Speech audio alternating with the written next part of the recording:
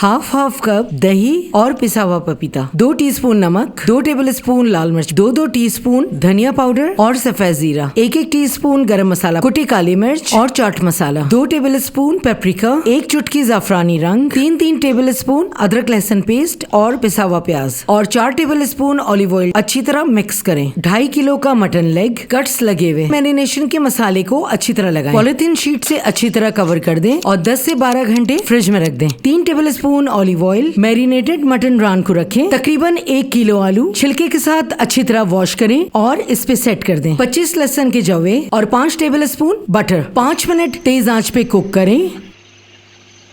इसके बाद हल्की आंच पे 1 से 1.5 घंटे ढक्कन लगाकर पकने दें। पानी खुश्क हो जाए और मसाला तैयार हो जाए तो तमाम आलूओं को अलग प्लेट में निकाल लें। बड़े प्लेटर में रान को सेट करें। तमाम लेफ्ट ओवर मसाले को रान पर डाल दें। रोस्टेड आलू को साइड पर सेट करें। सैलेड से गार्निश करें। कटी हुई हरी मिर्चें और हरे प्याज से गार्निश करें और हमारा बहुत ही मजेदार मटन रोस्ट बिल्कुल तैयार। कमेंट सेक्शन में जरूर बताएं कि आप अगली रेसिपी कौन सी देखना चाहते हैं।